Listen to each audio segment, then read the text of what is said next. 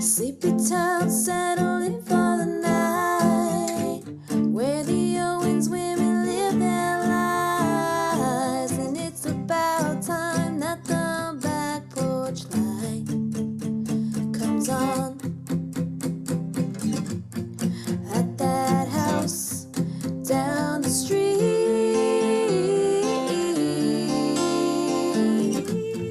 at that house on Magnolia Street. Okay, hold on.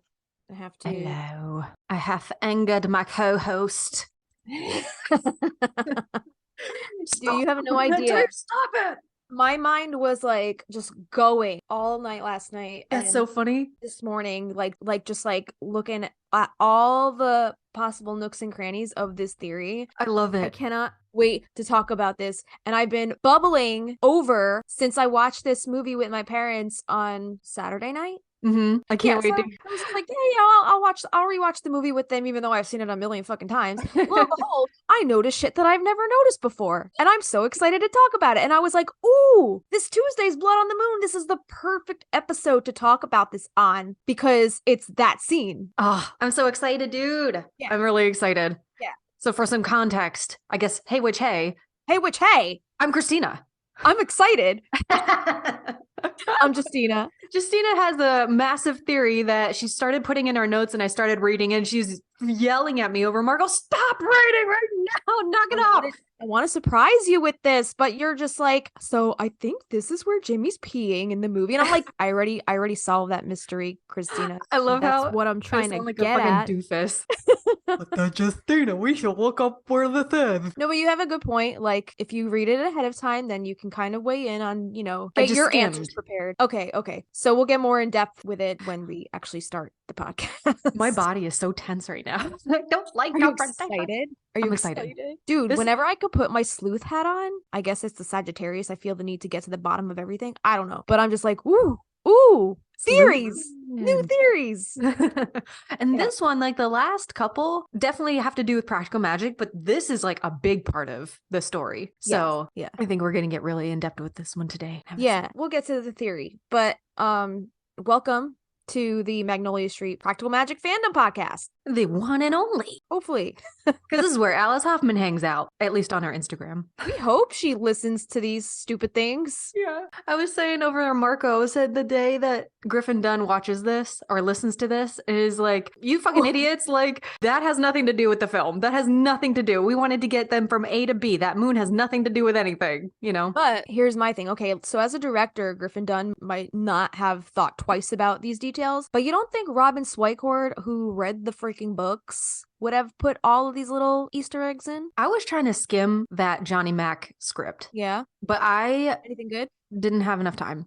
Okay. Should I skim it again really quick? I might be able to find it. I mean, if you want to, we don't have to spend too much time on the script now. If we're going to do another scripts episode or bonus episode or anything like that. It's just so different. Yeah, so you've told me, so I've heard. So I can't wait to dive into that when we do. But I think we have enough to talk about with this new theory that Okay. Yeah. Magpie has okay, I gotta put this script right. Magpie has a little stint in this script. Oh yeah? Wait, yeah. he's got a part in It the was like way down in the script. It was not in the very beginning. Oh. Oh. Like- So Kitty like- Cat comes around. Hey, your wish of like, hey, I would have Ben Fry is in this. Stop. Oh my god. Linda Bennett. They're talking with Linda. Okay. Okay. I'll put this away. Put it But away. I'm gonna put Yeah. it away. We'll save it for a rainy day. Before we get into this though, we just want to welcome another patron. We have Patron Daisha. a new little lilac bud. Welcome, Thank Daisha. you. Welcome, Daisha, to Magnolia Street.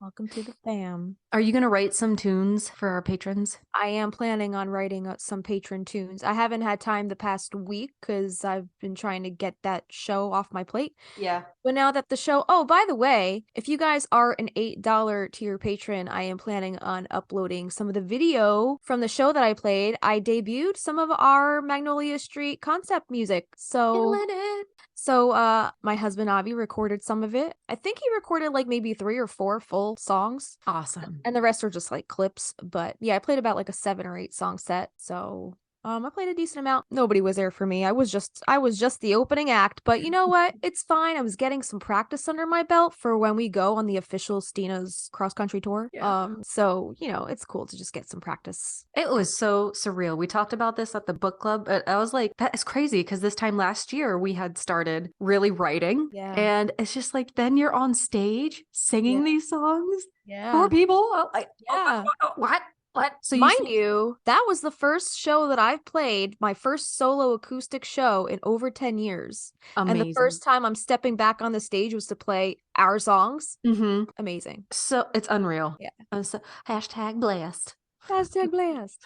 You played what songs? What you said 3 or 4? Yeah. Which ones? So I played Brownies for Breakfast. I played One Green Eye, One Blue. Magnolia Street, our podcast theme song. I played that in its entirety. What else did I play? Oh, I played Devil in the Desert, our Jimmy song. I played Baby Believe Me, which is about Gillian kind of like getting rid of Jimmy once and for all and just kind of standing over his grave and just kind of being like, fuck off, like fuck you. I'm glad you're gone. I think that was it. That's and a then lot. I played one cover song. Yeah. That is a lot of music. Oh, and I played My Darling Girl. Dang. So 5 songs. Something like that. Wow. Yeah. I played a good chunk of songs. I really saw people bop into the One Green Eye, One Blue song, Gary's song to Sally. It's a ditty. It is a ditty. I saw people bop into that. I gave away one business card, so I guess that's good. Yeah. I don't know. Awesome. We'll see if she ends up following us or checking us out. I don't know any of these people. It wasn't my crowd. It wasn't, people weren't there to see me. Yeah. Next time. Yeah. And that's fine. I'm getting back into the swing of it. And I, could use the practice before I commit to like an actual show. Would you ever consider doing like a little mini concert for our $8 patrons, like a little live, like with like 3 or 4 songs for them that haven't been song-assoded yet? That would be fun. I think that would be fun. Keep you in practice. Like a live or like a pre-recorded kind of deal? Like a live. Yeah. And then they could ask questions and give you feedback and stuff. Ooh, I like that idea. All right, we'll have to put something on the calendar. Okay. For next month. Dude, this crazy how this is episode 17? Yeah. We haven't really so we have done one song-a-sode thus far. And that song-a-sode only got like 65 listens so far. It's probably like one of our least listened to episodes. These are people though that like probably consistently listened to the podcast from the beginning. But like if I'm searching for a topic, like blood on the moon, like our podcast is gonna pop up. I don't even know if you type in practical magic, I don't even think ours pops up in the first 5. So that's why we need you guys, like your reviews, your stars helps us get bumped up and helps other practical magic fans find us. So if you can leave us a review, that would be fantastic. Unfortunately Spotify doesn't have a written review section, but if you're on Apple Podcasts and you're listening to us on there, definitely hit us up and leave us a review on there so we can. I think Google Podcasts, doesn't Google have their own thing? I think you can write reviews on there, which I haven't checked, but definitely Apple. Okay. Yeah, Apple for sure. Leave us some reviews, guys. We want to get more songs out to you guys, but we're just like, I feel like we're so new to this. We don't really know how to approach the whole song thing and intertwine it with everything else to make it make sense. And we're make just it gonna sporadically, it's a little treat. Every couple months, they get a little extra bonus treat. Yeah, isn't there a song-a-sode coming up? What's the next one? Phone Tree Day, was it? Okay, cool. All right, so maybe if you guys want, we'll insert a little clip of that here just so you could hear what it sounds like. And then, I don't know, maybe we'll do a live on our $8 tier, do a little concert. All right, so this is our song Phone Tree Day, played by Justina. Phone Tree Day. Well, it's looking like it's pretty lame. I sure as hell wasn't cut out for hanging with the PTA. Cut it out with the he said, she said, cause it's rotting my brain. I'm just here to see my sister at Phone Tree Day.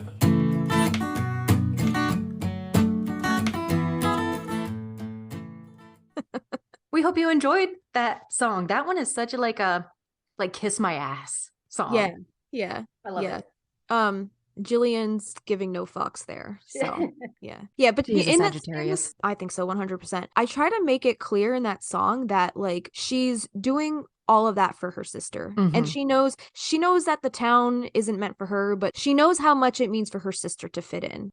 And that's like, as much as selfish as Gillian is, that's the one thing that she knows means so much to her sister that she's like, okay, I'll do this for you. Yep. So I just think that's sweet. I'm gonna cause a little commotion along the way. Yeah, I have thoughts about that scene, which I'm sure we'll talk about that in depth once we do the actual song-episode for that song. Okay, good. Yeah. All right. All right. Are we ready to dive into this today? We're ready. This was our Patreon pick. Oh, nice. Yeah, this was voted on our Patreon. It was one of 4 or 5 options, and your patrons for the show picked Blood on the Moon, which I hope they knew what they were getting into, because there's like 2 different meanings. Is there? In the movie? Well, Gillian says blood on the moon, but I think she misspeaks. Really? Because the moon isn't red when she says that, is it? It's not? I thought it was. Hold on. I had the movie pulled up. Open here. it up. Yeah, let me find the timestamp. Maybe you're right. I didn't go look at it, but I didn't recall it being red. All right. Let me screen share it right now. I'll show you. You see Yes. this? All right. So this is the scene where Sally's looking at the moon. She's writing the letter, right? We see the ring around it. Yes. He says, a ring around the moon, sign of trouble not far behind. A ring around the moon is something entirely different from blood on the moon, correct? Is that what you found out through your research? Okay. So in this scene, letter scene, she's looking at the moon. That's ring around the moon. Now, when we fast forward to the scene where she picks up Gillian from the motel, that's blood on the moon. And I'm pretty sure. Oh my goodness. I'm pretty sure it is red. Hold on, let me see. Okay. And we'll just Which is interesting, if it is 1998, we should look up if there was a blood moon and what month it was in. Okay. All right, let's see. Because that might help pinpoint our timeline. Yeah. All right, so now she's putting on the shoe. Jelly donut with cream. With cream. Okay, there it is. It's red. Interesting. Okay, there's a little red hue on it. All right. And you see the little red. So there is still a ring around it, but it is more red than the one that Sally saw in the previous scene, which was much more red. Yeah. Yeah. It was very noticeably red. So they are different in the 2 scenes. There was a prenumbral lunar eclipse Friday, March 13th, 1998. That was the only blood. Was that the blood moon? There were 3 lunar eclipses that year. Wait, let me get this straight. Is a blood moon the same thing as a lunar eclipse? Is that what it is? So there's 3 different types of eclipses, I guess, and we're going to talk about it a little later, but I think a blood moon is the prenumbral. Okay. All right. So what were the dates for, you said there were 3 that year? It does say 3. But it's interesting that this one is in March, because that's when we were thinking the whole timeline takes place anyway. Let me see. Well, when Gary comes to town later and he does the testimonial on the little voice recorder thing, the date was March 8th. What? Yeah, the date was March 8th. There was a total solar eclipse February 26th. 1998, a prenumbral eclipse on March 13th, and another prenumbral August 8th. All right, so if anything, wait, what was the February one? 26th. But what was it? A total solar eclipse. A total solar eclipse. So that would not be blood on the moon. That's the sun, right? That's the sun. So there's 2 lunar, 1 solar. So the lunar ones would not have matched up with the timeline. So this cannot be accurate. The product doesn't work. That's so funny. Okay, that's really cool. All right, so let me see. Let me just not say what I was going to say then, because I don't remember the red being on the moon. What's there? What we're saying is that blood on the moon and ring around the moon are 2 different things. Mm-hmm. And do you remember the name of that band that does the song Ring Around the Moon? It's like Elephant Revival. Such a good song. We'll put that on our WMSR. Dude, you got me hooked on that song, because I remember when I started watching your YouTube channel, you did a grimoire page with that song playing over the video. Mm-hmm. And I was like, oh my God, this is just such a pretty song. And ever since I heard it on your YouTube channel, that song has been on my playlists. Awesome. Elephant Revival. Okay. Yeah, they're awesome. Yeah. But some people use this phrase kind of interchangeably, which is totally fine. I think it's happened for so long that the general notion of the phrase comes across as, what does it typically mean? Mm-hmm. A sign of trouble not far behind, right? Yeah. Okay. And it's so obvious. However, I just think we've been used to calling it that when I see the ring around the moon, because I never noticed that it was red when Gillian looks at it, I always say blood on the moon. Okay. But what we're really seeing when there's that ring around the moon is called a moon's halo or a lunar halo. And it's an optical illusion that causes a large bright ring to surround the moon. This striking and often beautiful halo around the moon is caused by the refraction of moonlight from ice crystals in the upper atmosphere, which I think we're going to do another episode on. For Ring Around the Moon. For Ring Around the Moon, yeah.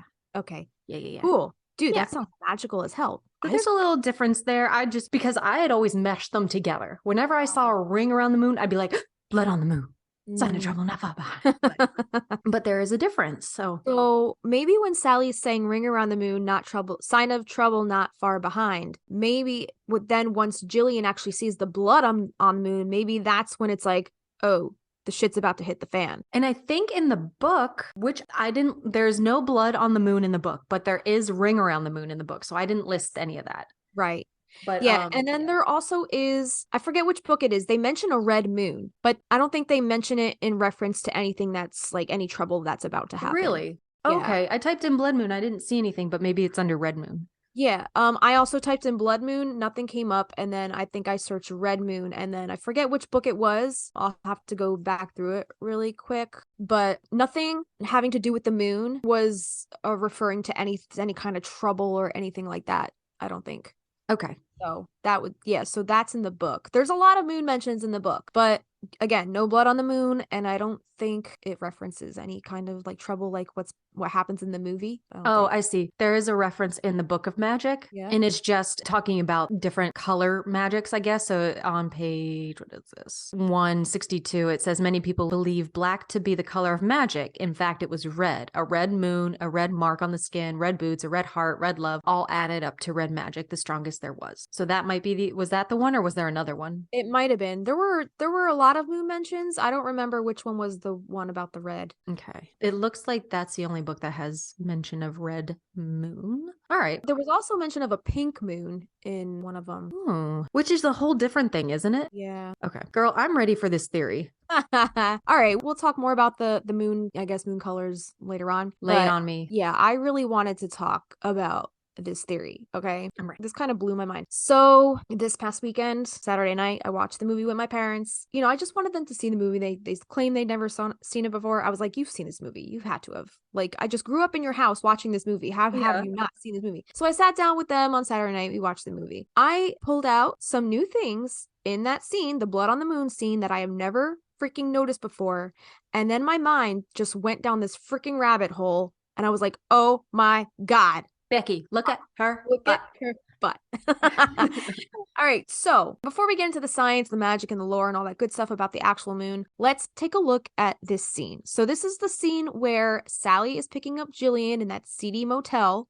All right, so my first question is, where do we think this motel is? Where do you think this motel is?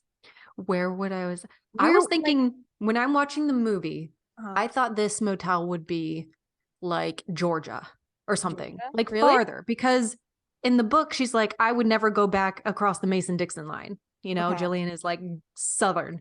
Right. So that's where I always thought, but it is like dreary and rainy in March. So I don't know. All right. That's a pretty decent theory. When I used to watch the movie, like before I had this whole revelation, I don't know why I thought it was like still Arizona, even though she's like, we've been driving for 2 weeks straight in zigzags. I don't know why I just thought it was in Arizona, because Sally had to get on a plane, right, to go see her. And we know that she was in Arizona on the West Coast. So my mind always just went to like West Coast. There's somewhere on the West Coast. That's where my mind always went to. But now, coming across what I came across the other night, now I'm like, my theory now makes so much sense. Why didn't I ever think of this before? Okay. So here's my theory. In the movie plot, I think that it's hinting that this motel might be in New York or somewhere along the New Jersey Turnpike. Okay. And here's why. Did you ever notice that we see the Statue of Liberty, little statue, in the motel service window when Sally's banging on the door? You never noticed that? Wait, hold on. Let me pull this up. Check this out. Oh, yeah. Yep. Okay. Little Statue of Liberty. Okay. I feel like, I mean, those could be anywhere at any hotel, but like, I feel like if you're in New Jersey or New York, there's always one of those hanging around a service desk. And like, why would this Statue of Liberty be here if it wasn't a nod to the location? Right. Is my question. Mm-hmm. Okay. So, another thing that kind of like makes me think that this is New York, because it's a nod to the book, Mm-hmm. right? Because in the book, Gillian drives to New York with Jimmy to visit Sally, and she ends up accidentally killing Jimmy en route at a rest stop. Right. Also, the book mentions a motel off the New Jersey Turnpike where Gary is staying when he comes to visit town. So it could be a nod to the motel that Gary in the book is staying at as well. I see. Yeah. And then Gillian says, we've been driving for 2 weeks straight, not even straight, in zigzags back and forth. So the drive from Tucson, Arizona to New York City is only a 36-hour drive, but clearly they weren't driving straight there, according to Gillian, right? We know they were 2 weeks. They were driving zigzags for 2 weeks, right? So they could have been taking their sweet time driving around the country. Do you have something to add to that? I was thinking, like, if he's doing the driving, since he's all about like wanting to have control, maybe he's like, oh, I need to stop here and do this deal real quick. Or like, oh, I got to stop here, and just doesn't want to. I think you go into this later on. I think you're getting what I was just gonna get at. Like keeping her away. Yeah. So Okay. basically, okay. So my next question is, what do we think the reason for their trip, all this excessive driving, what do we think the reason for this is in the movie? Well, he's Right? running from the law. He's running from the law, but if the movie was the same as it was in the book, they're driving because they're going to visit Sally, Mm-hmm. right? Mm-hmm. So do we think that in the movie, do we think that Gillian also wanted to visit Sally and Jimmy didn't want to? Because abusers often isolate their victims from their family and loved ones, so maybe he was stalling, hence the zigzags, and Mhm. ultimately ended up getting violent because he knew once they got to their destination, Magnolia Street, Sally Disney, would call him out and like, he would lose that control over Mhm, Gillian. mhm. So I think that's hence the driving zigzags, hence the punch in the face, hence the location on the New York, New Jersey Turnpike, because like they're really close at this point to Yeah. getting up to Massachusetts. Massachusetts is only about a 5-hour drive from New Jersey / New York, so it would make sense that things would turn sour in the home stretch of this trip. Him losing Accidents control. always happen within 5 miles of your home, That's right? what they say. Accidents Or happen 500 miles. closest to home. So him losing control over her when she made it back to her family, it was getting too real at this point. So he decides to up the ante with a punch to the face in public, mind you. Also, the 5-hour drive from Logan Airport in Boston would be about an hour and a half of plane ride. So it makes sense that Sally would get there pretty much the same night. She's wearing the same clothes and have enough time to pick up Gillian, make the 5-hour drive back from New York to Massachusetts in the same night, Mhm. and still have time to re-murder and bury a body. Right. Yeah. Yeah. I'm with you. Yeah. My thought was like, why would you take a plane? Like, why would you take a plane? But I've taken shorter flights. I've taken like 45-minute flights to places. I'm like an hour. Like that. If you're trying to get to her right away, if she's taking the first flight out of Logan, like she's spending money to get there now. Well, yeah, it was the urgency was there. She answered the phone frantically. She knew Gillian was in trouble. She would do anything to get to her sister as soon as possible. I don't think she would want to sit in like a 5-hour car ride. No, and it does sound like she would have all night because she wrote that letter like probably after dinner, right? She put it in the mailbox. It was pretty early. Everybody was still up, you know, in the springtime. So yeah, she got there and back real fast. Yeah. Do we ever see the car clock radio? Oh, you mean in Jimmy's car or the taxi, the in one that she Jimmy's takes? car. I don't think so. I don't remember seeing the dashboard at all. Okay.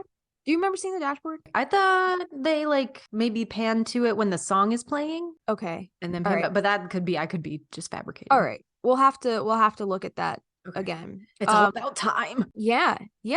Okay. It is. So if this is New York, why not a typical yellow New York taxi? Why? Right? Because if you're in New York or New Jersey, that's a New York taxi. So if the Statue of Liberty statue in the little service window is a hint that this is New York, then why not use a New York taxi, right? Okay, so you're thinking it's outside New York bounds. You're thinking it's Jersey. Well, if you notice the cab drives up to the motel, Sally's getting out. We could see the taxi's physical traits. It has a yellow roof, the bottom body portion is blue. The driver door says O'Brien's something or other. You can't really see what the writing is on the bottom. It's a little out of focus, the bottom portion. So I did a little digging, and that makes me think, is this taxi service even real or is it fictional? I did some digging on blue and yellow taxis with the yellow top, blue bottom. Those taxis are in Los Angeles. Oh my God. But if you do a search on O'Brien's on jride.com, it says transfers to and from O'Brien. Start or finish your trip seamlessly in the United States with an airport transfer to or from O'Brien, Josephine County, Oregon. What? Okay. Okay. So they could have just rented one of these taxis for the film. Josephine County, Oregon is about a 9-hour drive from the Whidbey Island area of Washington, where we know that most of the movie was filmed.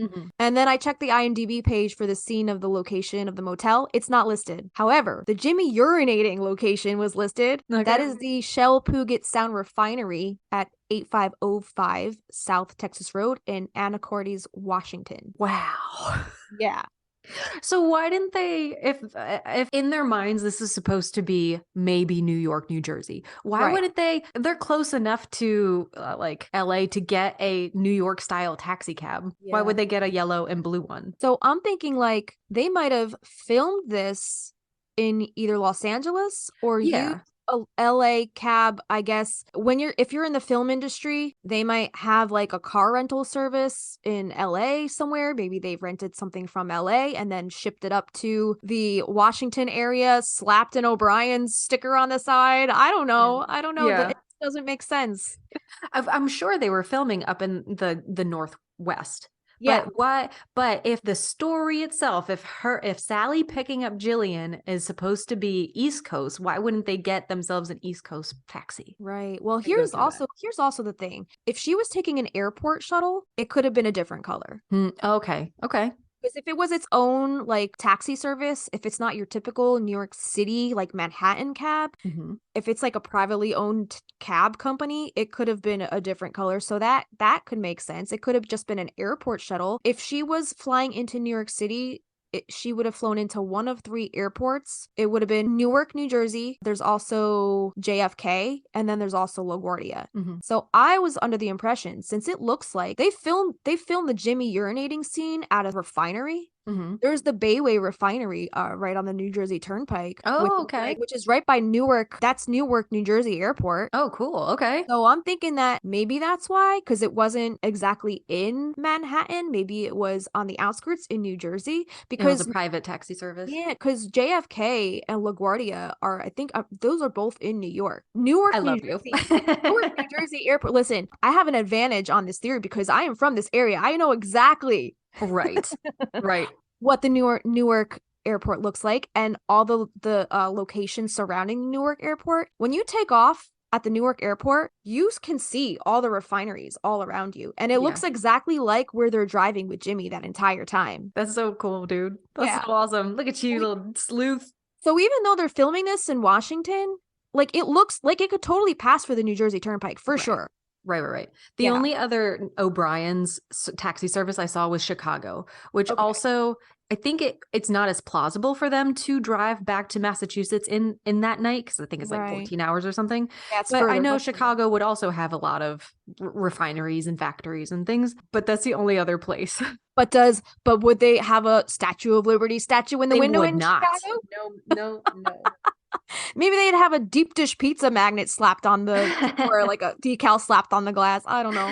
What else is from Chicago? Any landmarks? I don't fucking know. Oprah. Yeah. So another question. Where do you think they were getting donuts? Don't read my notes. Jelly donut. Yeah. Are jelly donuts like big in anywhere? You can get jelly donuts fucking anywhere. Well, yeah, but I mean, like, what donut places do you know of? Well, you have the one up being from New Jersey. So what donut places do you know of?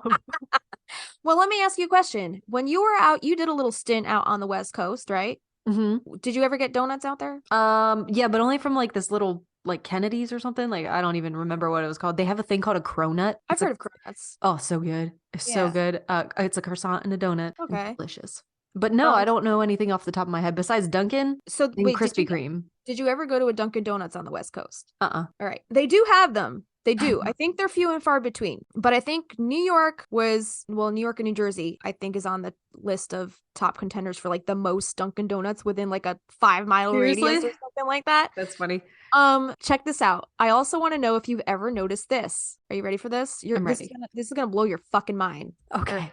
I'm strapped in. All right. Put your seatbelt on because you're gonna go flying. Click, click. All right, here. Ready? Ready? Fucking boom.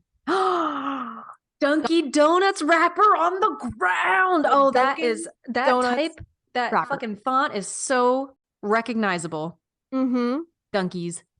I don't know why I've never noticed that before. Messy. All right. So, okay. So for you listeners listening in, to give you some context, because I know you're probably like, what the fuck are they looking at?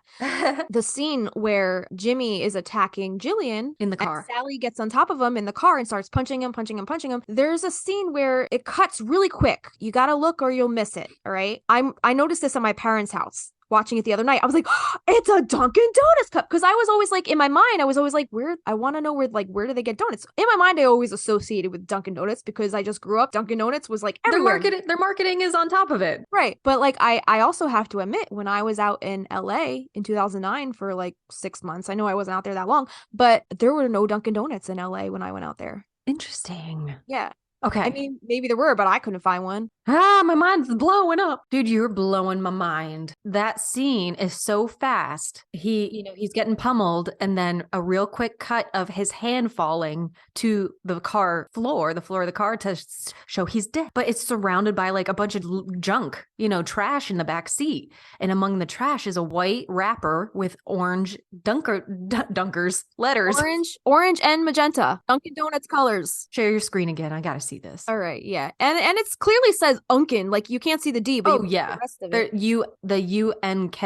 All right, yeah. Look at this shit. This is nuts. It blew my mind when I saw it. I was like, how did I never notice that before? It flashes literally so fast. You gotta like really pay attention to catch it.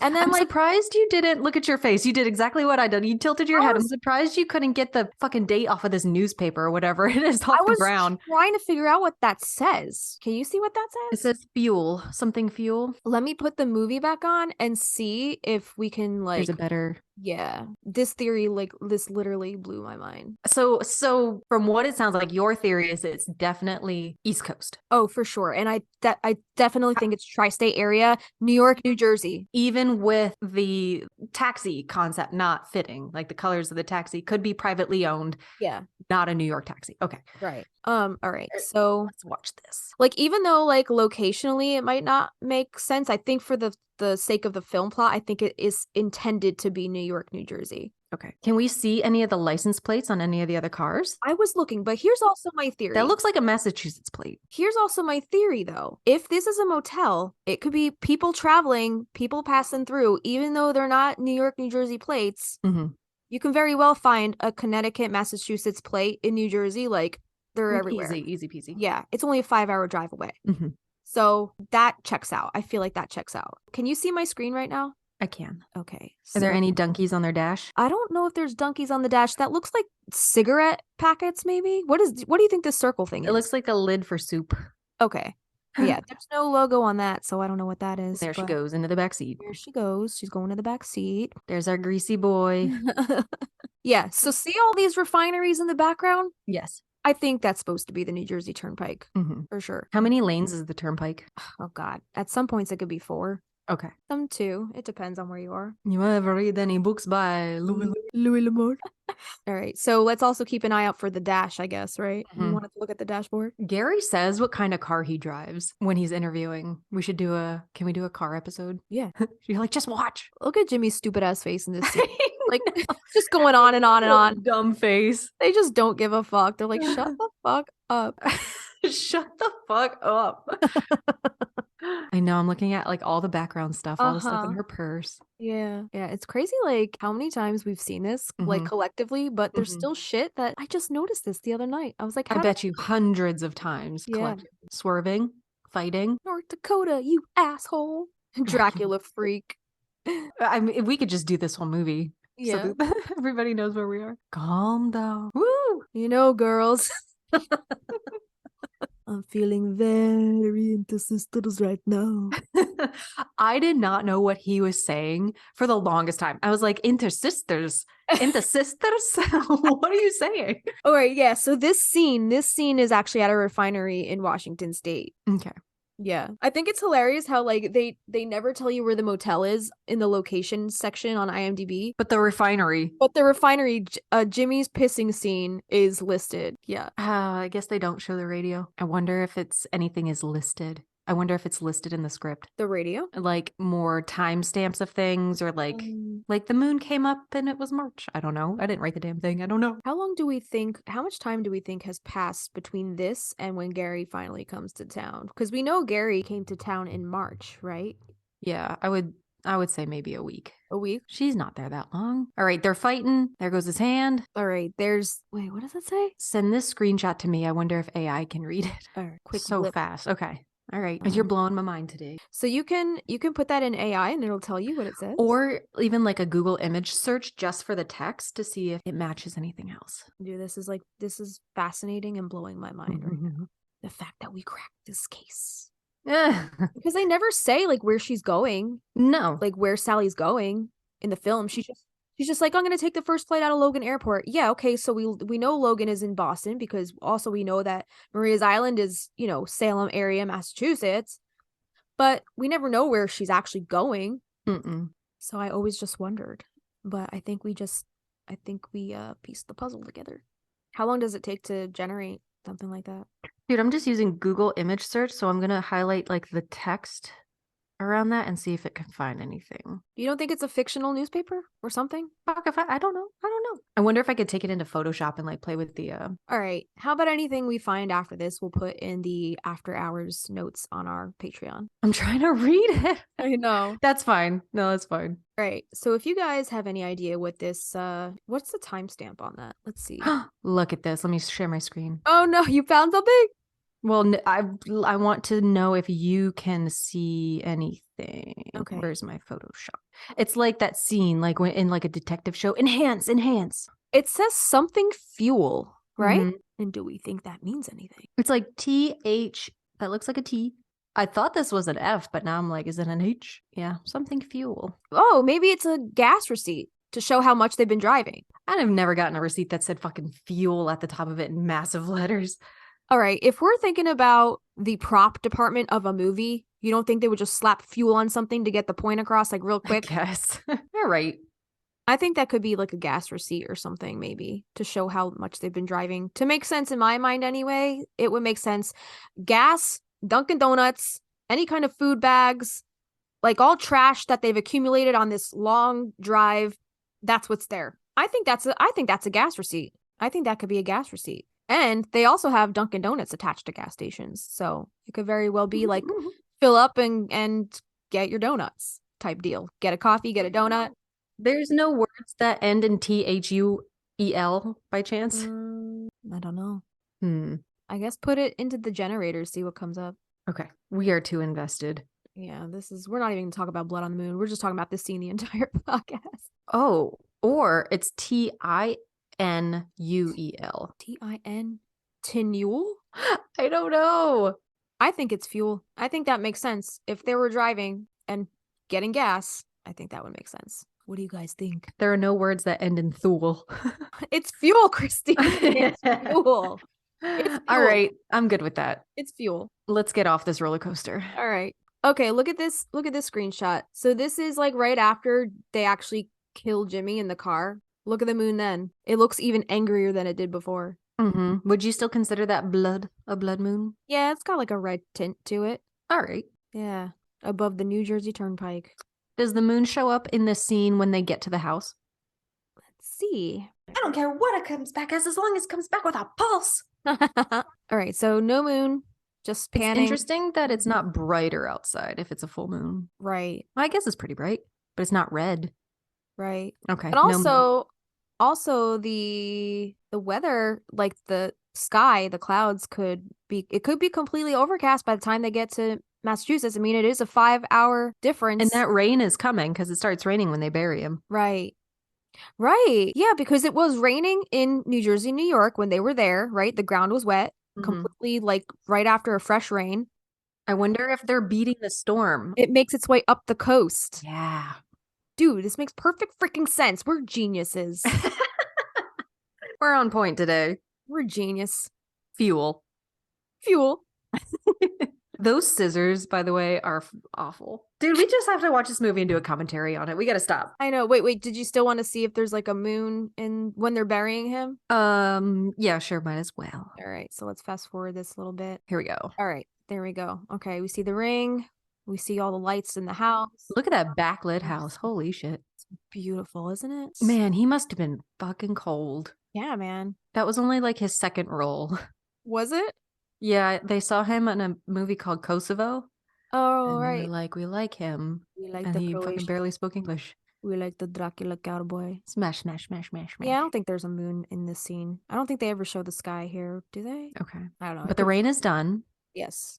The rain's done. It's bright out. You can see shadows. Right. Once they go back inside the house, maybe they do a quick pan of the sky. I don't know. Yeah, I thought they just zoomed out a little bit. It's crazy, like how many times you could watch this movie and still not pick stuff out till We're just totally watching it with new eyes. yeah, because it's amazing like when you actually pay attention to certain things, the stuff that you find.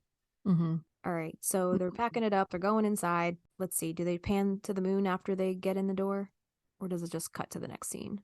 I think it just cuts. Yeah. All right, so Okay. we don't know. All right, so there's no moon when they're actually burying him, but we do see a flash of the moon. I just want to watch the movie. I know. But we do see a flash of the moon when right after Jimmy passes out in the car and Gillian is kind of pacing outside of the car.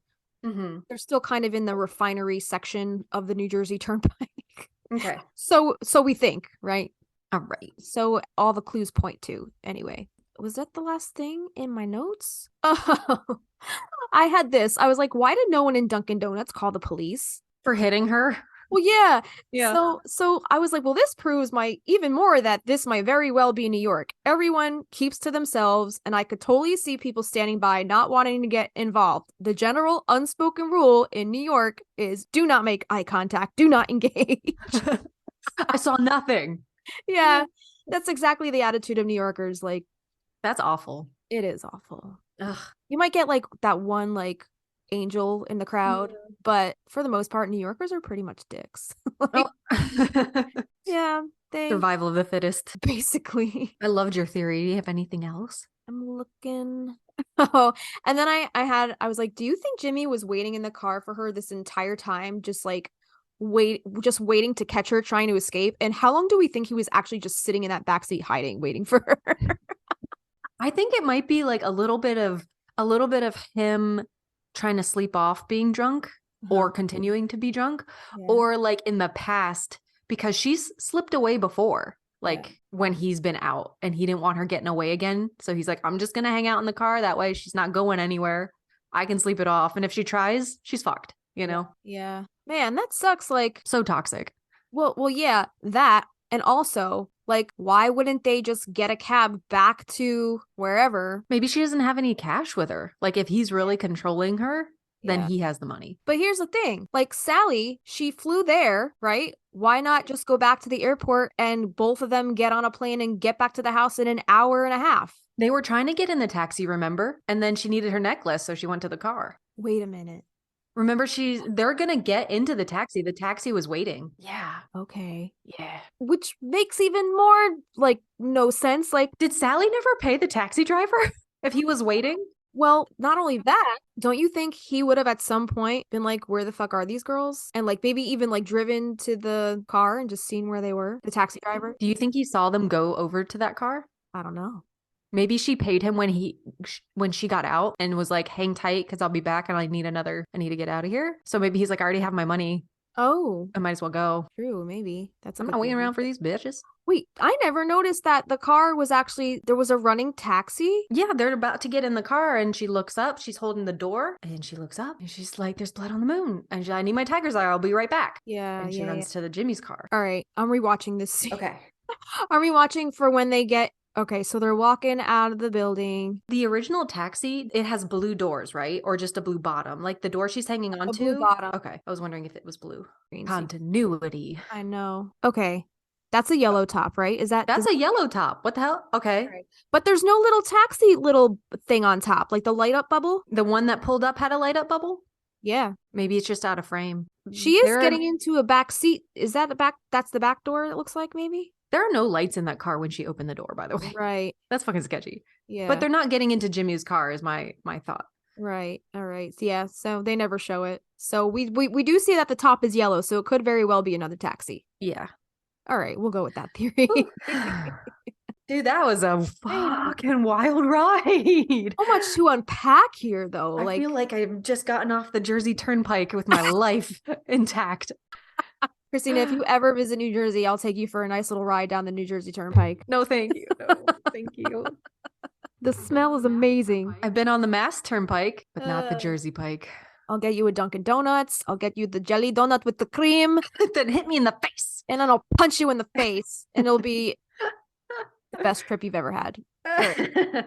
All right, let's We're gonna keep going. Let's wrap it up. I guess we'll wrap up this theory here. Okay. We'll get to the meat and potatoes of this episode. I just thought that was so fascinating to not discuss. And like all that little stuff I've never noticed before. It's all coming together. Right? Ugh. Man, now what a doozy. I'm out of breath. That was all I had for you for this episode. The rest is all you, boo. No. Oh man. I love just watching the movie with you, and this definitely solidifies that we will just sit down and watch the movie and do a commentary. And the thing is, we could watch it another dozen times and comment on something things completely different than the first 5 times, you know? Right. Yeah. Awesome. All right. If you guys are still here, we're going to talk about the blood moon and the scientific factors that go into why it looks the way it looks. All right. All right. Everybody take a deep breath. I feel deflated. But I feel like satisfied. Well, yeah, I feel like a deflated balloon after going like this for like an hour. Like I had a lot to say, but now I'm satisfied. You're gonna sleep so well. I had to get that off of my chest. I've been holding that in since Saturday night. Oh my gosh! I'm like, I have to talk about this. Okay. Remember back when we could just talk about practical magic willy-nilly however we wanted, and we didn't have to like stop ourselves because they're like, oh, that's an episode. Yeah. There's so much. We're like, okay, stop marking me. Shut the fuck up. I'm so glad that you kept it to yourself. This was great. I'm so glad you kept it. Yeah. You're a good secret keeper. I try. If you guys have any theories about the location of that scene, send them to us. We'd like to know what your thoughts are. But I'm pretty sure we nailed it. Hopefully. You nailed it. Dude, I am a sleuth. You a sleuth. I will find you. Oh, you're part of the witness protection program? No, you're not. I will find you. There's a TikToker that does that. Really? That's like, her comments are like, I bet you can't find where I live. And the lady's like, well, if you didn't post the front of your house on your Facebook, and this is where you work, and this is where your kids go to school, like she finds people. It's fucking weird. It's in your Marco before, weren't you just telling me about some guy on TikTok that can pinpoint a Google Map location, like on the fly? Isn't that insane? Yeah, they'll send him just a little screenshot of a one road somewhere in the world, and this guy is like, the color of the dirt is this color, and the sun is setting over here, and that rock is this, and he's like, oh, it must be Turkey or something, and he'll zoom in, he'll Google zoom in, and then from there he's like, oh, that's this mountain range, it must be here, and then he bloops himself down in the perfect spot for that screenshot, where that screenshot was from. That's a talent. Oh, you're so good. How about we send him a screenshot of this motel and he could tell us exactly where the fuck it is? I'll see what I can do. Yeah. All right. Okay, let's talk about some science. Right. So there are a few different interpretations of the phrase blood on the moon. It could refer to the reddish appearance of the moon during a lunar eclipse, when the moon passes through Earth's shadow and appears to take on a reddish or orange hue, which it definitely was in the movie. Mm-hmm. This effect is caused by sunlight being scattered through the Earth's atmosphere, which gives it the reddish color. And the phrase blood on the moon could also be metaphorically referring to the sense of danger and violence in the air or to describe a situation that's tense or volatile, which exactly what it says in the movie. Right. I'm not sure if it ever says like when this turn of phrase came into use, Okay. but watching this movie, that's always what I've thought is if there's a ring around it, there's trouble. Now, is that like a normal kind of meaning or interpretation? Like your typical muggle would associate it with that? Or is that like a witch thing? The blood on the moon? Yeah, like who I deems think it it's a normal muggle thing. really? Yeah, because we're going to get into the blood moon, like conspiracy end of apocalyptic end of the world shit later on. Okay. That some churches got into, and whew. This is a juicy episode. I'm so excited to talk about this. La Luna, she is our mother and our friend. This is from space.com, and it says a blood moon happens when what we just said, the Earth's moon is in total lunar eclipse. While it has no special astronomical significance, the view in the sky is striking as the usually whitish moon becomes red or ruddy brown. Lunar eclipses can only happen during a full moon, when the sun fully illuminates the surface. Usually, a full moon has no eclipse because the moon orbits in a slightly different plane than the Earth and the sun. However, at times the planes coincide. Earth passes in between the moon and the sun and cuts off the sunlight, causing an eclipse, which we should probably post like in our Instagram, like a visual of this, just because some people don't know. Right. So the last total lunar eclipse occurred November 8th, 2022, so pretty recently, producing a striking beaver blood moon, which thrilled observers around the world. And this is going to be the last blood moon until March 13th, going into the 14th next year, 2025. So they're pretty rare. It seems pretty rare. Okay. So if Earth partially blocks the sun and the darkest part of its shadow falls across the moon's surface, it's called a partial eclipse, right? You will see a black shadow taking a bite out of the moon. Sometimes the moon passes through the lighter part of Earth's shadow, causing the penumbral eclipse. Oh, that's so hard to say. Only seasoned sky watchers will be able to tell the difference because the moon only darkens very slightly when this happens. During the full eclipse, however, something spectacular happens. The moon is fully in Earth's shadow. At the same time, a little bit of the light from Earth's sunrise and sunset on the disk of the planet falls on the surface of the moon. Because the light waves are stretched out, they look red. When the red light strikes the moon's surface, it also appears red.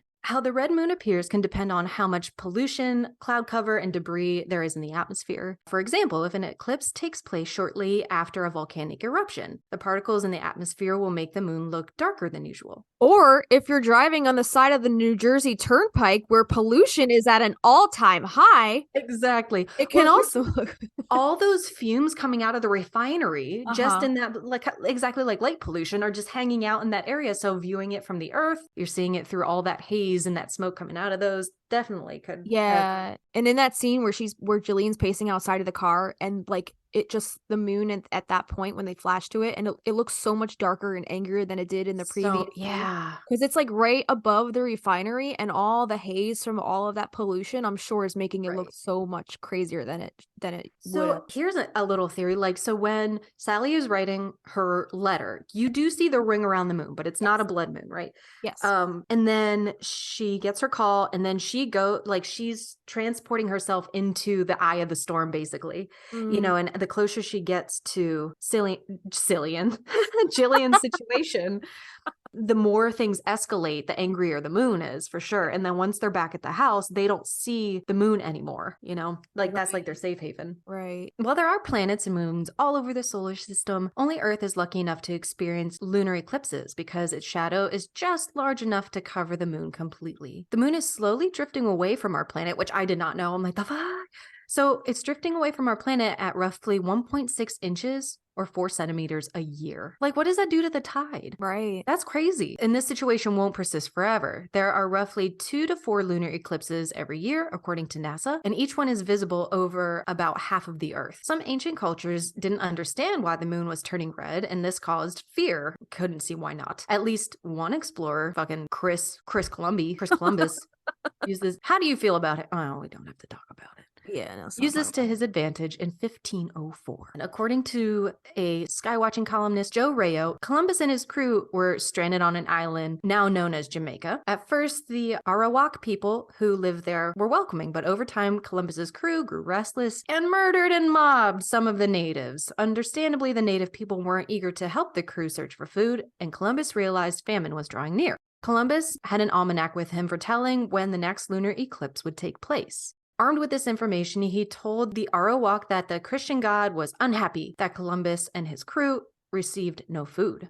God would turn the moon red as a symbol of his anger. This motherfucker.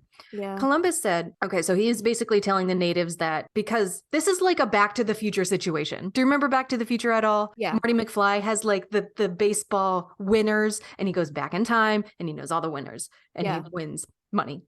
So this frightened the people, and as the event took place, frightening the people, quote unquote, with great howling and lamentations, came running from every direction to the ships laden with provisions, praying to the admiral to intercede with his god on their behalf, end quote, according to the account by Columbus's son, Ferdinand. This fucking guy. Yeah, that's such a fucked up thing to play on their fears like that, because they know that the Native Americans, like, they revered the moon and the sun as such sacred entities. But like, hey, we're gonna murder and pillage your land. Oh, you're not gonna feed us? Let's scare the shit out of you and manipulate you into doing right, so. that's what I'm saying. Like, they use their beliefs that the sun and the moon were these like all-knowing deities. They use that against them to get what they want. Yeah, that's real fucked up. All right. Go ahead. You can go next. All right. So from Wikipedia, this is the Blood Moon Prophecy. On April 15th, 2014, there was a total lunar eclipse, which was the first of 4 consecutive total eclipses in a series known as a tetrad. The second one took place on October 8th, 2014, the third on April 4th, 2015, and the fourth on September 28th, 2015. It is the second of 8 tetrads to take place during the 21st century AD. As with most lunar eclipses, the moon appeared red during the April 15, 2014 eclipse. Okay, so the red color is caused by Rayleigh scattering of sunlight through the Earth's atmosphere, the same effect that causes sunsets to appear red. The claim of... Wait, hold on. I have to look this up real quick. Like, what is a Rayleigh scattering? All right, so Rayleigh scattering, named after the 19th century British physicist Lord Rayleigh, is the predominantly elastic scattering of light or other electromagnetic radiation by particles much smaller than the wavelength of the radiation. Cool. For light frequencies well below the resonance frequency of the scattering particle. No, wait. Are you gonna put Phyllis? Where's Phyllis? Phyllis. Come here, Phyllis. All right, Phyllis is here. For light frequencies well below the resonance frequency of the scattering particle, the amount of scattering is inversely proportional to the fourth power of the wavelength. All right, that's all I got. It's a long article. Bye, Phyllis. We'll link it below, but Phyllis just had to give us her 2 cents. So. Thank you, Phyllis. Anyway, back to the article. The claim of a blood moon being a sign of the beginning of the end times originates in the book of Joel, where it is written, "The sun will turn into darkness and the moon into blood before the great and terrible day of the Lord comes." This prophecy, repeated by Peter during Pentecost, as stated in the book of Acts, the Acts of the Apostles. Though Peter says that the date of Pentecost, not a future date, was the fulfillment of Joel's prophecy. The blood moon also is prophesied in the book of Revelation, chapter 6, verse 11 through 13, where verse 12 states, "And I beheld when he had opened the 6th seal, and lo, there was a great earthquake, and the sun became black as sackcloth of hair, and the moon became as blood, thus spurring the blood moon prophecies." The blood moon prophecies were a series of prophecies by Christian preachers John Hagee and Mark Biltz. I didn't see what how many prophecies they had about this. Like, is this a Marshall Applewhite situation? Like, I didn't look into it. Yeah, man, I'm sure it's probably bananas. It's probably a rabbit hole. It's probably bananas as shit, and it probably is very culty. Like, whoever believes this shit is like, sure, I'll have some Kool-Aid. Yeah, it was Whatever. Flavor Aid. It was Flavor Aid. By the way. Flavor Aid. Do you want to tell us about the spiritual history, since you covered the biblical history? Okay. So the appearance of a blood moon has had spiritual meaning throughout history. The ancient Incans and Mesopotamians believed the blood moon was an omen portending death and overthrow of the king. Some Native American tribes believe that the blood moon meant that the moon needed care. Islamic cultures view the phenomenon as a time for special prayers. The blood moon took on a spiritual meaning more widely in 2013 as the blood moon prophecy was picked up by media channels and shared widely. Christian preachers interpreted a series of prophecies in the Bible that spoke of the end of days following a specific sequence of lunar and solar eclipses. As the term blood moon became widely known, it prompted intense interest and widespread examination of the phenomenon. Is this talking about the rapture? I Remember think so. Yeah. Okay. The end of days apocalypse. Yeah, I remember in 2013 when that whole like rapture thing was taking place. Oh, cool. Yeah, it was right around my mom's birthday and like all my cousins and my brother were over. Yeah. And we actually like wrote a little film about the rapture, but we titled it The Raptor. And throughout the whole movie, just like this invisible raptor was going around and attacking everybody. And we made it black and white like an old school zombie movie. It's Oh my hysterical. God. I'm gonna have to show you this because it's You have it still? Oh, yeah. my Patreon. Here you come. I never posted it anywhere because my cousin is in it and he's with his ex-girlfriend at the time. And I can't wait to see this. I can't wait to see this. Somebody else now. So I can't post it anywhere because like he got really salty about it when I mentioned like possibly like posting it. So I never posted it, but I'll show it to you. We can just do a play-by-play. It's so funny. Okay. But anyway, so clearly the blood moon sparks curiosity and the imagination of many, including me and my cousins that one year. The raptor. We wrote a whole friggin' B movie about it. Oh my gosh. Kim, can you make a meme that's the rapture raptor? The rapture raptor. So, blood moon is a descriptive phrase for a total lunar eclipse that takes place during the full moon. The reddish color, though ominous, is simply a result of the scattering of sunlight through the Earth's atmosphere, similar to what happens during sunsets that appear red, which I think we said that before too. I don't think I paid attention during that portion of science class. Like, I don't get anything about like light rays and like the Pink Floyd album is basically my like, knowledge, you know, of how light. The dark side of the moon. Yeah. Yeah. That's hilarious. So I don't know anything about light rays. Yeah, Now I do. I don't think I know much about it either. I just think space is really cool. Is space real? Is it? Is it? Is it though? From theconversation.com, in ancient Mesopotamia, a lunar eclipse was considered a direct assault on the king. Given their ability to predict an eclipse with reasonable accuracy, they would put in place a proxy king for its duration. Someone considered to be expendable, it was not a popular job. Oh my God. They would pose as the monarch, while the real king would go into hiding and wait for the eclipse to pass. The proxy king would then conveniently disappear and the old king be reinstated. So what if like that guy is probably perfectly fine, but then they just ostracize him and like ship him out or kill him? It sounds like. Yeah. To continue the perpetuated whatever. So, a misleading history regarding the blood moon is returning once more to blood. Christianity has equated lunar eclipses with the wrath of God and often associates them with the crucifixion of Jesus. It is notable that Easter is the first Sunday after the first full moon of spring. Fucking pagan as shit. That's why it's on a different date every year. If you haven't noticed, it just follows the moon cycle. Ensuring that an eclipse can never fall on Easter Sunday, a potential mark of Judgment Day. That is so crazy. Yeah. That is so fucking crazy. Dude, so do you ever notice the Judgment card of the tarot? It's pretty much the rapture, isn't it? Aren't all the figures just like waiting to be lifted into back up to the heavens? Oh, I didn't notice. Really? Do you have your deck right there? Or I guess I could Google it. The Rider-Waite. Because I'm pretty sure, because like the Judgment card is, I always thought it was about Judgment Day because it looks like the Ascension. Like everybody's just standing there like waiting to be lifted. Waiting on the bus. Waiting on the bus. Oh, yeah. Yeah, it is. It's like, it's a little angel. He's blasting in the horn, and all the little naked babies are like, take me up. They're like, beam me up, Scotty. Yeah. Exactly. All right. Anyway. Our Rapture Raptor has to be saying that. Rapture Raptor. Dude, I'm going to show you this film. You're going to die laughing. It's so stupid. It's so stupid. It's funny. So this refers back to the pastors we were just talking about, or the ministers. Indeed, the term blood moon was popularized in 2013 following the release of the book Four Blood Moons by Christian minister John Hagee, which we mentioned before. He promotes the apocalyptic belief known as the blood moon prophecies, highlighting a lunar sequence of 4 total eclipses that occurred in 2014 and 15. Hagee notes that all 4 fell on Jewish holidays, which has happened only 3 times before, each apparently marked by a bad event. I wonder what those bad events were. Yeah, I don't know. The prophecy was dismissed by Mike Moore. He was the general secretary of Christian Witness to Israel in 2014. But the term is still regularly used by the media and has become a worrying synonym. Worrying cinnamon. Synonym for Coffee. lunar eclipse.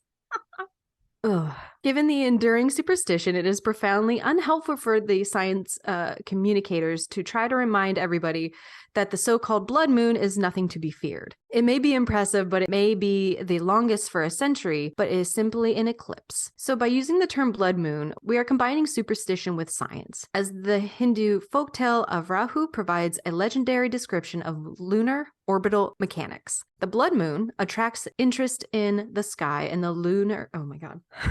Cinnamon got me. I was good until cinnamon. Worry cinnamon. Okay, we got this. We're almost done. We're almost at our break. Okay. The blood moon attracts interest in the sky and the lunar eclipses. But rather than awaiting doom and destruction, we can better view it along the lines of the Islamic interpretation as a monumental illustration of the fascinating and real motions of our solar system. Fucking science. Fuck you, flat earthers. Bruh. Science, Dude, bruh. we need like a t-shirt or a meme that says science, bro. Science, bruh. With a blood moon on it. With a blood moon. Yeah. Yeah. Oh, dude, I told you that I went to like a blood moon, a wolf sanctuary on the blood moon for my dad's birthday. Oh, for your dad's birthday. That's it was fucking wild. metal. It was wild. They had like an actual Native American people of the descent like dressed up in their traditional garb, and they did a dance around a campfire, dude. It was so magical. I've never seen anything like that in my life. I felt like I was in Dances with Wolves. You said it was in PA? Yeah. It was like right past Lancaster. Lancaster, Amish country. Yeah, that's where it was. That's crazy. It was nuts. Really cool. Yeah, I think I wrote an article about it I used to do a digital magazine. Let me see if I could find it real quick while you're talking. Sure. Can we put that on Patreon? Yeah. Awesome, dude. Whew. All right, guys, we're going to take a really quick break. When we come back, we have our card pull from the Inner Witch Oracle deck, courtesy of Grounded by the Moon, not sponsored. And we're going to just talk about spiritual meanings of the blood moon, how it can relate to your life, your practice, your witchcraft, and what to do during a blood moon to make it a little easier if you find it a little difficult to get through. So stick around. We'll be right back. Yeehaw. You're listening to Magnolia Street Podcast. All right, welcome back. Justina, you got your deck? I do. I think there is actually a Blood on the Moon card. So the actual card is the beautiful red moon. Very pretty. All right, so the keyword on this card says destiny. Also, it says fate. So destiny and fate. So the interpretation in the book says, turn to the moon and call upon her guidance and magic. Follow the light of the moon and let her guide your way. She is offering you a message. You should not resist or fight. This is your destiny. Know that you are on the right path. Listen to the moon and be ready to accept the next important step coming into your life. Your path is paved and ready. You just need to find it. Engage with this divine energy to continue pushing ahead. The universe is not only protecting you, but it is walking alongside you, assisting you and supporting your actions. Don't fight your destiny. Embrace it. And the mantra on this card is, I follow the illuminated path before me. So the whole line that says, don't fight your destiny, embrace it, that kind of reminds me of the Tower card a little bit, because the Tower card, we know, is kind of like a blessing in disguise as chaos and disaster and disruption, but it's a foundation that kind of needs to be rocked and crumbled down so you can rebuild. Yeah. Right? So the blood on the moon kind of was that, I think, for the girls. Yeah, it was an omen for this disaster, this shitstorm that was about to occur. But ultimately, it got Jimmy out of Gillian's life. She was able to kind of remove herself from that toxic situation and kind of rebuild her life from the ground up, focusing on herself. Like at the end of the movie, we see her, she's single, she doesn't have a love interest, she's happy just holding her radishes in a garden. Jimmy free, man free.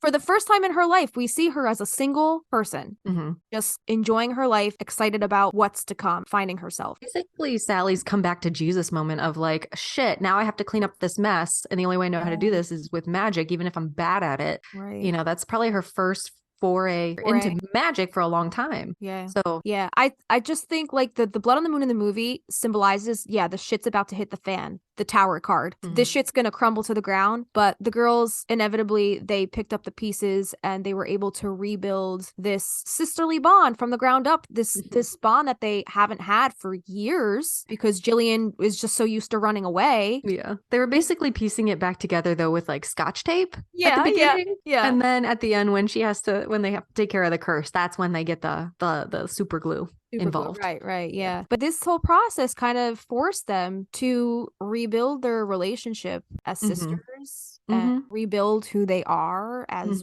women, as witches, They're questioning everything. Yeah, coming to terms with who they really are, owning who they are at this point, owning their mistakes, even though they don't go to jail for it, so they don't completely own it, but So it's okay. But I mean, you know, they had Gary on their side, so it's all good. Fucking Gary. But yeah, so I think Blood on the Moon just symbolizes the tower and crumbling the foundation and rebuilding and, you know, following your fate and not shying away from it, which it says, don't turn away from your fate and your destiny, own it. Ride that wave, man. Yeah. Ride the wave. Yeah. Beautiful card. Thank you. All right, man. We ready for some spiritualism involved with the blood moon? Yeah, man. This is from spiritualityhealth.com, and it says, an eclipsing of the brilliance of the moon allows for an exploration of the subconscious, or hidden layers of our emotional and spiritual aspects. The spiritual meaning of the blood moon is the opening of the path to explore what is often referred to as our darker side. I just learned getting that astrology reading done that like your Lilith sign is the dark side of the moon, and I didn't know that. Oh shit. It's like that the back side of the moon. Like that's beautiful. So is that the side that you expose when you do your shadow work? Yes. Wow. That's your shadow work side. You're Lilith. I like it. And this includes emotions such as rage, shame, and grief. These emotions are not widely acknowledged in our culture, and yet they exist. When we honor both the brilliance and the shadows that make up this reality of our human existence, we open ourselves to a deeper and more profound place of relating to life and to the sentient beings that surround us. This idea is seen in the ancient Chinese symbol of duality known as yin and yang. By honoring both the light and the dark, the masculine and the feminine, and the models of action. And are you just letting me read and not correcting me at all this go around? You yelled at me the last time. You said, I got it. I got it. I was like, you gotta let me try. So I'm letting you try. I know. And see if she catches. Okay, wait. And the modes of action and of rest we allow in the truth of the world. Okay. I am sweating my taint off.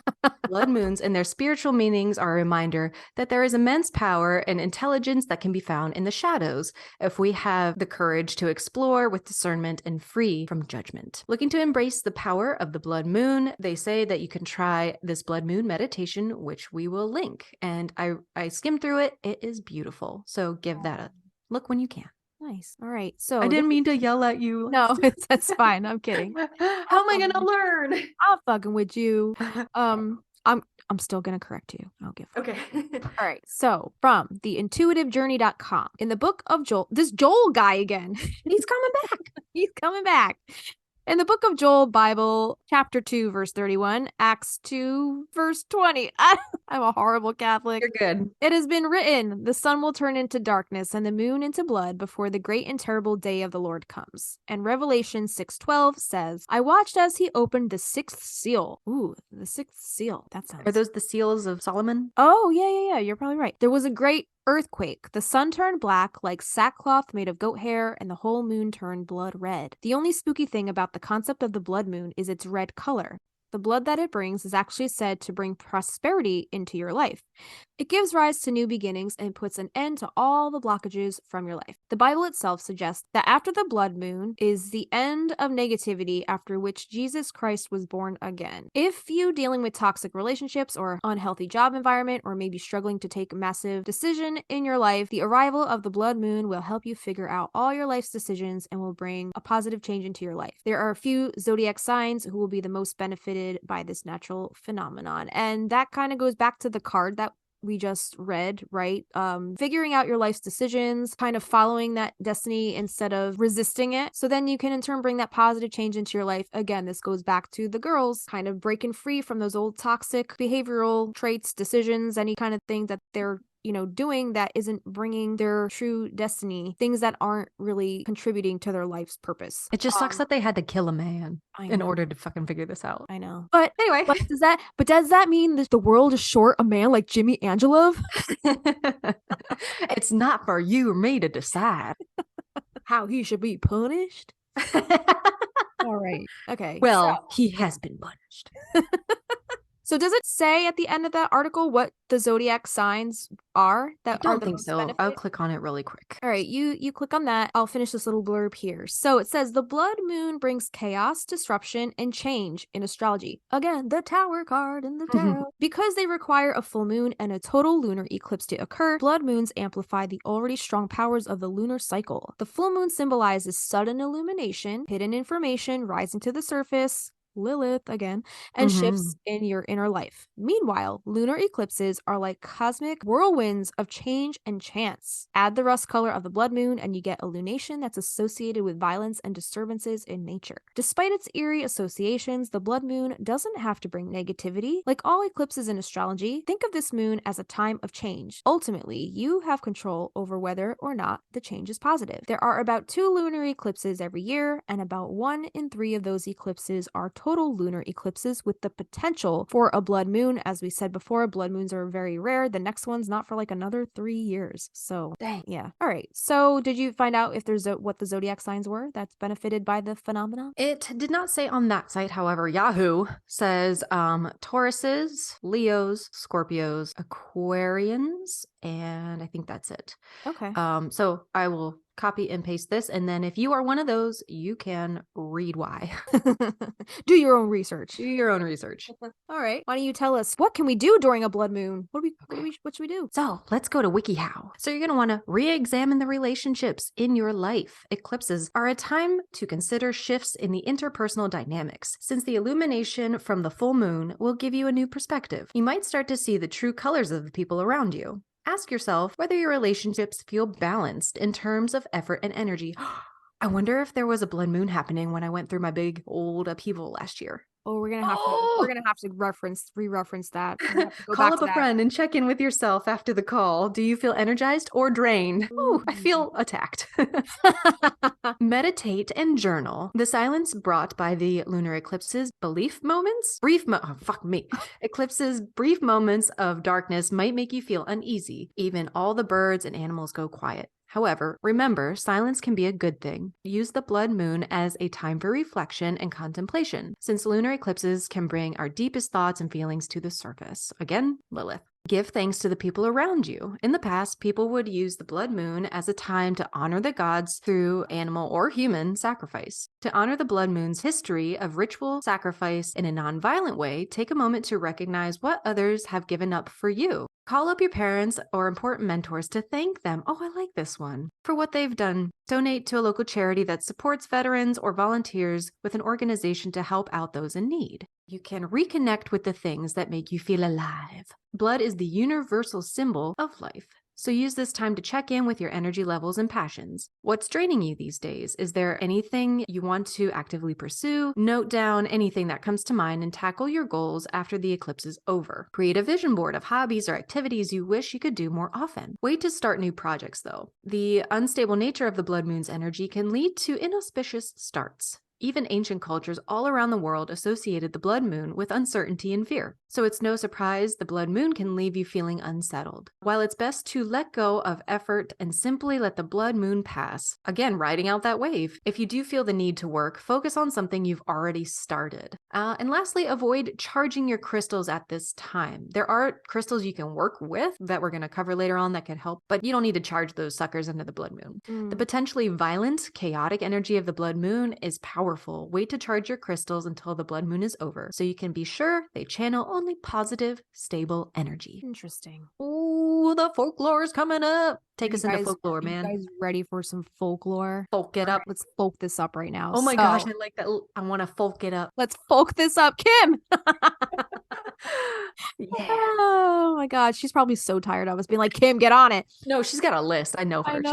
I know. Yeah, she probably does. Awesome. So, for many ancient civilizations, the blood moon came with evil intent. The ancient Inca people interpreted the deep red coloring as a jaguar attacking and eating the moon. They believed that the jaguar might then turn its attention to Earth. So the people would shout, shake their spears, and make their dogs bark and howl, hoping to make enough noise to drive the jaguar away. That's an interesting one. Wow. Yeah. That's like the fox and the cactus with the claws. Remember that? Yeah. In ancient Mesopotamia, a lunar eclipse was considered a direct assault on the king. Oh, we read this one, the proxy king. Oh, okay. It's Yeah, okay. yeah. All right, yeah. So we basically read this one before, the whole proxy king. Some expendable Joe Schmo would pose as a monarch. The real pussy ass king would go hide. The Pussy King. The pussy king. Ron Jeremy. Dude, did you ever see that Sex in the City episode with Mr. Pussy? No. Oh my God, it's hilarious. Okay, go watch it. Okay. Are you typically a Sex in the City fan? I've seen it. Yeah. I don't remember it at all, though. I love that show. I've seen every episode like a million times over. But yeah, there's a whole episode with that guy. Anyway, moving on from ancient Mesopotamia, because we already kind of touched on that before. Moving on to Hinduism. Some Hindu folktales interpret lunar eclipses as the result of the demon Rahu drinking the elixir of immortality. Twin deities, the sun and moon, promptly decapitate Rahu, but having consumed the elixir, Rahu's head remains immortal. What? Yikes! Mm. Seeking revenge, Rahu's head chases the sun and moon to devour them. If he catches them, we have an eclipse. Wow. Rahu swallows the moon, which reappears out of his severed neck. Is that like a Hindu Groundhog Day? That's sweet. I love that. If Rahu sees his shadow, he goes back into his hole Right? yeah. In Islamic cultures, eclipses tend to be interpreted without superstition. In Islam, the sun and moon represent deep respect for Allah. So, during an eclipse, special prayers are chanted, including a Salat al-Kusuf, a prayer on a lunar eclipse. It both asks Allah's forgiveness and reaffirms Allah's greatness. So we're going back to India now. For many people in India, a lunar eclipse bears ill fortune. Food and water are covered and cleansing rituals are performed. Pregnant women, especially, should not eat or carry out household work in order to protect their unborn child. Interesting tidbit about pregnancy in the Indian culture, especially with death rites or death rituals. If you are pregnant in the Indian culture, you cannot attend a funeral. Oh, wow. Yeah. They take that seriously too. Right? Yeah. So basically, when Avi's father passed away, if I was pregnant, I couldn't even go to his father's funeral. Could he have gone? He could go. I would not be able, because that's rough. The pregnant woman, I guess, is considered unsacred. Dude, that attaches like a lot of guilt. What if like if it was your father, like if your father passed away and as a woman you were pregnant and couldn't go to your own father's funeral, like that has attached so much guilt to that baby. Yeah.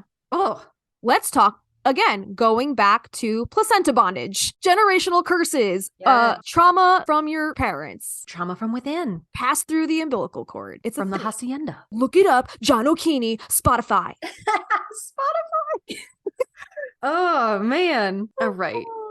So this says a friendlier face. But not all eclipse myths are beset by such malevolence. The Native America Hupa and Luiseno tribes from California believed that the moon was wounded or ill. After the eclipse, the moon would then need healing either by the moon's wives or by tribesmen. The Luiseno, for example, would sing and chant healing songs toward the darkened moon. Altogether, more uplifting is the legend of the Bada Maliba people in Togo and Benin in Africa. Traditionally, they view a lunar eclipse as a conflict between sun and moon, a conflict that the people must encourage them to resolve. It is therefore a time for old feuds to be laid to rest, a practice that has remained until this day. So I love that. Yeah, the conflict between sun and moon, that's another kind of like light versus dark, yin and yang moment kind of thing. It's like mommy and daddy are fighting. We have to play nice. Behave. We have a tarot spread, and this is by Malumir R. Logan of acornandburdock.ca. If tarot is your thing at this time, again, not recommended to charge your crystals, and there are other forms of work you can do. And this was a spread. They had a 3-card spread, just trying to map out how you could maybe get through this turbulent time. There's also a 5-card spread. That one I saw on Pinterest, so I don't remember the source, but I think I linked it. So if you're looking to do do a little shorty spread, here's what you can do. You're going to shuffle your cards, put your energy into them, feel that blood moon. You can even do this outside. I think that would be fucking witchy as hell.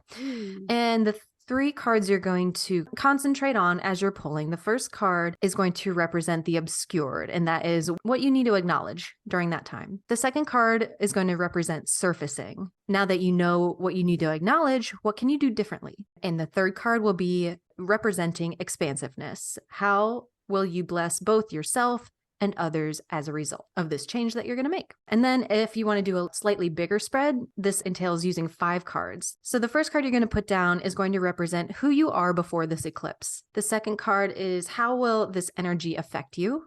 The third card will be what you need to remember. The fourth card is what you should do. And the fifth card will be who you are afterward. So give those a shot and circle back around. What is it?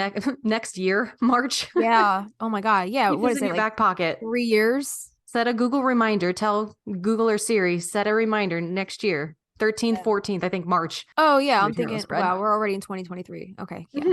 Yeah, I typically love doing shadow work and any kind of like tarot journaling, tarot card pulls, tarot spreads during the full moon. We still do them in my full moon group on my Facebook community. And it's just great to just take that time to just get a little introspective because like, we're all busy. Months fly by, but if you could just take that one night out of your entire month to just quiet down, quiet the noise and just get a little introspective and just check in.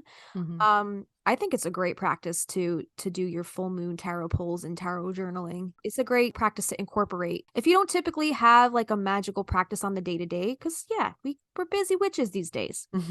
It's nice to just, do that one little check-in throughout the month. If that's all you can put toward your magical practice right now, at least just like reserve that time for yourself to do that. And we kind of realized with our book club, not everybody listening is a practicing witch, which is fucking cool. So it's a really good way to just to check in because speaking from myself, I have such a tunnel vision throughout the month that if I'm going to be doing full moon, I just started journaling again. And like if I have like a month in between full moon to full moon, like sometimes I feel like I haven't gone anywhere. Like I haven't progressed or gotten anything done all month. And then like if I have a way to look back at the last full moon and where I was, it's perfect. Like I think journaling is very, especially for a Gemini that has so much happening in my mind. I need an outlet. So you have enough happening in your mind for 2 people, right? Because you're it's loud in my mouth. Yeah. Take us into crystals. Okay, so even though this says that you should not charge your crystals during the full blood moon, this article, my email.constantcontact.com. Anyway, we have this source linked. We will link it down below. This article suggests some crystals that you can work with, I guess, during the full blood moon. Just don't charge them during this time. So, water-based selenite is associated with the tides during a full moon. Wear or carry a piece of selenite to help your emotions to move, especially if you feel old emotions being dredged up, so you can free yourself from the past. Black moonstone helps you to deal with shadow emotions that arise at the full moon. Protective black moonstone opens you to the higher energies of your spiritual guidance. Place it around your home to welcome in abundance. Morganite invokes feelings of peace and joy. It is a stone of unconditional love and goddess energy. Morganite is beneficial to those of us who may feel anxious and stretched thin during the full moon. Was it just that? No, it wasn't a full moon. The full moon's coming up again. I was just going to say the past week, because you remember how I was this past week. I just was like, ah! I feel like it was the full moon, but it was just like, I was just getting my period. Yeah. Same thing, right? Same thing. The tides have been flowing. I feel like if you're not in sync with the full moon and you get your period like kind of like away from the full moon, it's like 2 full moons in 1 month. Oh, I'm so sorry. Isn't it? Yeah.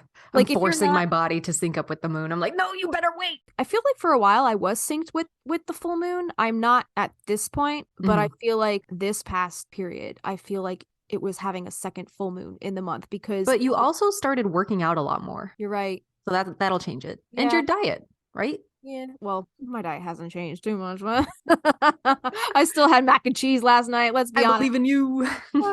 Anyway, I'm trying though. You do good. All right, so labradorite is a protective stone. As you experience the blood moon energy, wear or carry a piece of labradorite. Use the stone to help you stimulate your intuition and help with synchronicity. And then you put a little note here. It says, even though garnet is tied to like friendship and healing, as an artist, I would correlate the color of garnet with the blood moon. Yeah, I would agree with that. That really rich, deep root red. Yeah. Also, I don't know if this wasn't on here, but Argonite, it's like a little red raw cluster. Whoa. Those are really red and beautiful. Aragonite? Yeah. Cool. I think it's ARAGONIT, something like that. And then also, I don't know if you would put snowflake obsidian on here. I've heard snowflake obsidian is great to work with for shadow work as well. Beautiful. Because like it's like such like a cloudy stone. I think I heard somewhere that does it have like flecks of white in it? Yeah. Also reminds me of like stars in the sky also. Yeah. So it's a black stone with a little, they look like snowflakes. So basically they're supposed to alleviate a cloudy disposition. Oh, I Like love if that. you're feeling cloudy, you let Clears that it up. stone kind of absorb that cloudiness so you can have a clear head about a situation. I love it. Yeah. Cool, man. Yeah. And then the animal you can try to connect with at this time during the blood moon is the owl. The owl is associated with mystery, mysticism, magic, the moon, and the feminine energies. And it's so appropriate at the time of the full moon. Owls represent wisdom and healing knowledge. I love me a little owl. I know. Me too. So cute. We'll touch back on journaling again really quick. Here's some journaling prompts. I didn't make up like a page for this. Justina, if you want to make a page up, because your other page was really beautiful. Okay. So these are your journaling prompts. Yeah. Okay. Yeah. So some journaling prompts you could look into is, who am I now at the time of the full moon? What relationships feel supportive in my life at this time? What do I want to admit to myself? Or not. Or not. Yeah. What are you having trouble grasping? Right. You know, what am I afraid of? What am I afraid to release? When do I feel most empowered? Who do I feel most empowered around? That was a big one. Yeah. That was like a big one this year. It's you. Oh, You're my person. You too. And lastly, what daily practice might I bring into support this next chapter of my life? Right. So there you go. There's some prompts for you. Yeah. And also, like, going back to that question, who do I feel most empowered around? When do I feel most empowered? It's really important to surround yourself with people that do empower you. You don't want to surround yourself with people who they're like kind of cheering you on, but you could tell it's like kind of phony. Those people don't have your best interest at hand. And whether you believe in this or not, that's some form of spiritual sabotage. I feel like whether they intend to or not, whenever somebody doubts you, that negative energy encapsulates whatever it is you're trying to accomplish or trying to do. Placenta bondage. And then you kind of have their bad juju, their bad negative vibes hanging around your goals and all the things you're trying to accomplish. And then at some point they just sabotage it without even realizing it. One time I was trying to like get this like band going, and everything that we were practicing for a few months, like trying to get our ducks in a row, trying to get out to play live shows, blah, blah, blah, blah. So there was a little, not a tiff, but I saw one of my ex bass players at a wedding. Like I sat right next to him at a wedding, and he was like asking like what new projects I was working on and stuff like that. And I was telling him about this new cover band I have going on. And Avi was a little salty because like both me and our drummer from Stella Dura were kind of involved in this project, and like Avi wasn't involved. So he was kind of a little salty, and he's friends with the ex bass player from my other band. So we were all sat together at this wedding, and my ex bass player was like, and he was just being an idiot. Like he was joking around, but like, was he? But exactly. But was he? He was like, I hope this project falls through. Yeah. And guess what? That project fucking fell through. That fucking. So in essence, don't tell people what you're working on until it actually is happening. Yeah, until it's solid. Don't tell people shit, because I have a hard time. I'm like so stoked about something, and then if I tell somebody, I'm like, well, now I have to do it. Yeah. You know? But the thing, like, even if, what were we talking about? When and who makes you feel empowered? What you were saying about like, are they really empowering you, or are they coming at it from a more self-serving place? Or in my case that I had to fucking figure out was like, is this person going to keep count of the things that they've done for me? Right. Later on down the line, like tit for tat kind of deal. Tit for tat. Like if, I supported you in this. Okay. I appreciate that. But are they going to be that kind of person that always is trying to balance those scales of, Right. oh, I did this for you. So Yeah. really examining relationships during the blood moon is great.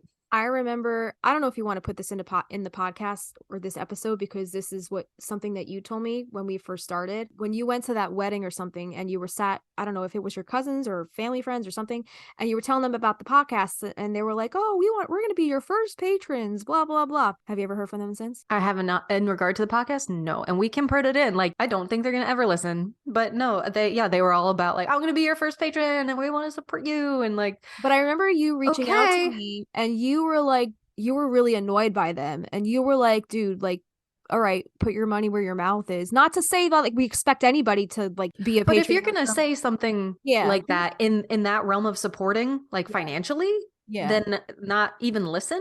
I don't know. It just like it makes that person feel like shit. Well, yeah. And I remember you telling me that you got the idea that they were just saying that to you to make themselves look good in front of the other people you were with. It could have very well been right. Self-serving. Exactly. That's exactly what I was getting at. So just be careful of people's energies. Just use your gut, use your judgment. There's the judgment word again. Use your judgment on like what raptor. Use the rapture. Use your raptor. Use your raptor. And just, just to sift out those baddies that are floating around your it's not even intentional. I'm sure it's not even like they did it intentionally as a negative thing, right. But people do it all the time. I have been guilty of it in the past. But journal. Yeah, man. Do these journal prompts. Was there anything else that we wanted to talk about? This one was on point. This one was so fun. Well, besides us like basically watching and commentating on the movie. We never do that though. I thought that was fun. That was so fun. I did pull some stuff up on Pinterest. All right, what you got? If you guys have a Pinterest, there's so many cool things on Pinterest if you just type in like blood moon magic or blood moon ritual or something like that. I found this fun little, you ever see those memes that it's kind of like what's your so-and-so name and you have to put together your sign, your date of birth, and like all right, so here's what's your blood moon name. Okay. All right. We'll post this in the sources if you guys want to play this little game. So and tell us your blood moon name. Yeah. Comment on our Instagram. Tell us your blood moon name. Yeah. We want to know your blood moon name. All right. So Kristina. Yes. You are a Gemini. Yes. Your sign, your name for your sign is Enlightened. Ooh. And what's the date? 25th. The 25th. Sage. Okay. So Enlightened Sage. Do you know what day of the week you were born on? Thursday. A Thursday of Enlightened Sage of Realms. Ooh, I like that. That's deep. I like that a lot. Thank you. Mine is, let's see, Sagittarius. Bewitched, 20th. Empath. I was born on a Tuesday. Of Pyres. Oh, like fire? Yeah. Oh, that works. Bewitched Empath of Pyres. That's so badass. Oh, that you have to sign off like that now. This has been Bewitched Empath of Pyres. All right, we're gonna just sign off with our blood moon names from now on. Poor Donna and Darlene got kicked to the curb so fast. Well, Donna and those are our they're our alter egos, but these will be our sorceress names. Okay. Mine was Enlightened Sage of Realms. Yeah. And yours is Bewitched Empath of Pyres. Empath of Pyres. Mm-hmm. Ooh, there's a lot of popping peas in that one. Yeah, popping pea. Sorry, we don't use pop screens with our mics, so I'm sorry if we're hurting your ears right now. Someday we'll get some when we can afford them. I do have a thank pop you to screen. the patrons. I should freaking use it. Why aren't you using it? Go get it. At this point, the episodes, we're already done recording for today. So. I guess if you want to look on Etsy real quick and see if there are any blood moon related products. What about Seedy Orion? Where's she today? I looked for blood moon and there was day nothing. Off. It's her day. It's her day off. All right. Sorry, Priscilla. Become a blood moon witch. Ooh, what's this? Oh, this cost $103. What is it? It's a portal to the blood moon, a spell to turn you into a dark witch. What? Fuck? Dude, you have to see. There's a video attached to this shit. Hold on. Let me show this to you. This is okay. It's like a cinematic video attached to this Etsy pay or Etsy listing for $103. It's got 874 sales. wow. Is that real? This says, okay, let's read the reviews. These are all 5-star reviews. This says, this was casted fast. I can't wait to receive all the benefits that come with it. 309 reviews. Okay, reviews for the shop is 309. Reviews for the item is 7. You get a digital download of 3 PDFs. Become an occultist and access the dark arts. Gain access to some powers we use. Earn our respect and become part of our exclusive club. And with this power to open an occult portal comes power, ancient wisdom, intuitive access to occult secrets. Unlock new potential life paths and become a true dark witch. Did you already read that? No. Oh, okay. My mind is just blown right now because I'm like, how can you guarantee all of those things? Yeah. A while ago, I heard some witches on Etsy were, having trouble keeping their shops open because there's people like this that promise things that, how can you promise these things? They do have a disclaimer. Do they? Maybe that's why. Maybe that's why they get away with it. There is a blood moon scented soy candle. All right. By Vespertine Studios. It's blood orange, bergamot, and sandalwood, which that sounds really fucking good. Get it now. Vespertine Studio shop on Etsy. I can get down with a candle. I just don't know about this portal stuff. Ooh, Blood Moon Rising Tea. A All gift right. tea set for your vampire. Wait, was it Blood Moon, Butterfly Pea, Vampire, Herbal Tea gift set. Halloween gifts for your best friend. This is Dem Bones. DEMBONEST. Dem Bones Tea. Blood Moon Rising. And it's immortality. Okay. Oh, I get it. I love that. It's hibiscus, cranberry, orange peel, rose hip, butterfly pea, and fruit flavors. That looks so cute. Wait, that looks really cute. Okay, PEA. I thought you meant like butterfly pee, like your butterfly urination. That'd be magical as fuck. Adorable. This is really cute. That is cute. I love a tea. Yeah. So since we've been doing this podcast, I now get like those pop-up notifications on YouTube for Adagio teas. Yeah. All those practical magic inspired ones. They know. Okay. Love that. There's a blood moon oil by the Raven's Moon Shop. This blood moon oil by the Briarwood on Etsy is good for intense manifestation spells, heightening lunar energies, prosperity spells, etc., but it is made of split cinnamon, spiced vanilla, patchouli, cardamom, clove, black dahlia, peppercorn, and more. She's a spicy little bitch. That sounds delicious. Blended with light jojoba oil, and it comes charged with peppercorn. Oh, very nice. Love that. There's a blood moon obsession spell for $1,904. Highway robbery. Yeah, man. Wow. This says extreme powerful spell casting to fill someone's mind, thoughts, and dreams of you. Create a dynamic of deep desire for you within their mind. They will obsess about you, pursue you, and need to be yours. That is like Skeet Ulrich from The Craft. Do you think this is the aunts listing? Get the bird. Get the buck. He will think about me night and day until he comes to me to say, I love you, or something like that. Dude, this is like Irene would be a moth to the flame with this shit. It says, do you want someone to obsess about you and think about you nonstop? Within 24 hours after the spell is complete, you will fill their dreams. They will start thinking about you. They will dream of you nonstop. Your presence in their nightly dreams will make it hard for them to even do their everyday tasks. Dude, there's no punctuation in any of this, by the way. I'm editing it in. They will not be able to stop these dreams and will attempt to act on them to bring what they have been dreaming of to fruition. Full love, devotion, lust, enjoyment. We work in a way that uses peaceful, natural, harvested energies to promote the above result. Can we speculate for a moment on if the witches were tech savvy, internet savvy? Do you think they'd be marketing online? Do you think they'd have an online presence? The aunts? Yeah. 100%. Yeah? Oh my God.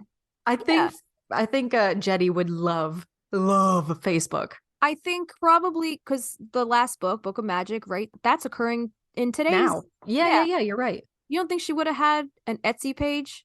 I don't think so. I don't know, man. Franny hated people coming to her house. That's what I'm saying. If Franny hated people coming to her house, you can't see Jet starting like a side hustle on the internet so she didn't have to deal with people in real life. That is a good thought. Oh my gosh. Cute. Yeah. Cute. So this says the ritual will be conducted for 3 days. You'll receive a unique mantra to conquer their mind. chant the mantra 222 times for 9 consecutive. There's a number 9. The love spell 9. Wow. Love potion number 9. This mantra will create an extremely powerful desire of love, lust, and loyalty inside them to be with you forever. Be ready to experience. That's what it says. Be ready to experience the most ancient magic of the tantric realm. I'm overwhelmed.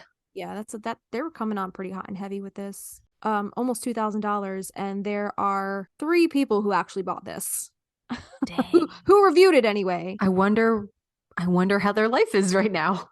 They all got 5-star reviews. Dang. Do you think that's just that person making other emails and like reviewing themselves? It's the shop owner. Just they made 3 other emails. Do we have anything else we want to tell of you, our listeners? I think we're just bullshitting at this point. This is fascinating to me that people are able to sell spells like this on Etsy and actually, I guess, get some income from doing this. I don't know, man. And again, it goes back to the aunts and the whole thing with the ethics. Mm-hmm. You know, like, is it ethical selling love spells? Yeah, we'd be shit talking them, you know, if they were the ones on there. The aunts? Yeah, sell it like $300 for the dove spell and whatever else they're offering. Yeah, I think we both already agreed in a previous episode that the aunts' ethics aren't exactly questionable. Yeah, they're very questionable. So, I don't know. And then in the love spell episode we just talked about, love spells in general, in their own right, are not very ethical. If it's fucking with free will, then, you know, I don't know. You don't start off a relationship with a kidnapping. Exactly. Right? Exactly. Yeah. All right. Yeah. Let's we got some socials for you. Come find us on Instagram. Tell us what your blood moon name is, and you can tag us, comment. We love the comments. We love sharing them. You can find us over on Patreon, where we have a couple of tiers that get you access to our Facebook group and our Discord. Justina is really good at listing all of them out, so I'll let her take it away. All right, man. Hit us up on patreon.com/Magnolia Street Podcast. For our $1 tier, you can get in on all of our Patreon polls. This gives you exclusive voting rights to weigh in on what you want to hear us chat about in an upcoming episode. Also get the calendar. Oh, yeah. And Kristina also makes beautiful monthly calendars, so you can see what's coming up for the month as well. And also, don't they get like early clips, the episode previews? Yeah, the little videos. Go ahead. I'm tired. My brain went. Kristina makes beautiful TikTok snippets, and we post those to our private Discord for anybody who wants to see a little snippet of the upcoming episode for the week. But our Discord, however, is on our $5 tier, and that also includes our private Facebook community, where we do 1 live a month through the Facebook, and then we also hold 1 book club meeting a month through the Discord. So that's a lot of fun. We just had our first book club meeting, which we got to meet Donna! And her big chunky cat Henry. He's so handsome. He's not chunky. He's like a lifter. He's like a power lifter. He's a floof. He is a floof. He's so pretty floof. Also on that Discord, since you are able to see what episodes we're doing ahead of time, on the Discord we have the patron perspective, and if there's a topic that's coming up that you have had influence in or work with, shout it out so we can talk about it. Give us content. We want to hear from you, experts, artisans. Yeah. We want to hear from all of you. Yeah. So for the $3 tier, you can get our show notes, and also you can access our after hours posts. I think we have maybe a couple after hours posts for this one. I know I have that Blood Moon article when I went to visit the wolf sanctuary with my dad. I will post that article in the after hours notes for this episode. Oh, we will also post some screenshots from the scenes that we were talking about earlier today, so you guys can see those, like the Dunkin' Donuts wrapper and the Statue of Liberty in the window, and all those little things that we otherwise missed up to this point. And we've been watching this movie for like 20 plus years at this point. What else we got? We got our $8 tier that includes our song-episodes. I just played a show, so I am planning on uploading some of the video from that show so you guys can get some sneak peeks of my performance and some of the other songs we have not debuted yet up until this point. And what else was I gonna say? There was something else. Oh, we're gonna put maybe a little concert for our $8 tier holders, so you guys, we'll do like a private little concert for you guys. You guys can ask us questions about the songs and the writing of the songs, and And it'll be nice to touch base with you guys about our songs before we put out our next song-isode, which Awesome. is gonna be like next month, next song. Yeah, like 2 or 3 weeks from now. When do you Yeah. want to do this little live concert? I don't know. Let's look at a calendar, and I'm sure we'll Okay. get something up on the calendar. By the time this episode comes out, though, I don't know. Maybe would have already happened. Oh, okay. I didn't know if you wanted to give it like a little time and mark it on like Beltane or Okay. Yeah, like we can on a do full that. moon or something. I don't know. Yeah, let's look at a calendar. Let's see what makes sense. Okay. We'll play with that. Make idea. it make sense. All right, we'll make it make sense. Make it make sense. All right. I think that's all we have for you today. Hit us up on Instagram.com/Magnolia Street Podcast. We have a TikTok. Got Goodreads. Go Yeah. check out all the books we reference, that Alice Hoffman references, that we use as source material. We also have a Gmail, magnoliastreetpodcast@gmail.com. Yeah. We just started reaching out to artisans and experts with all things having to do with practical magic. So if you create anything or you know about any of the topics we might be talking about, hit us up, drop us a line at our email, and maybe we could set up an interview. We are looking out for people who have anything to contribute that is inspired by practical magic. So we'd Or love to. literally drop us a line because we have a little voicemail feature That's on right. our Anchor. So in the links below, you can leave us a voice message if that's more your thing. Yay. I think that's it. Always a pleasure. Always a pleasure. Rapture. I am going to post that to the $8 tier. If you guys Good, want to okay. see my stupid ass raptor movie, I will post that for you. May the raptor be with you. And also with you.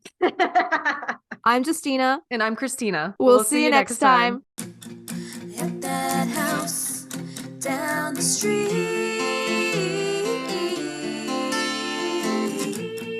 at that house on Magnolia Street, would you go down to Magnolia Street with the wisteria girl? Wow, and that house of magic and mystery. So would you go down to Magnolia Street? Yeehaw. Yeehaw. Yeehaw. Oh, that was a good Jimmy. Thank you.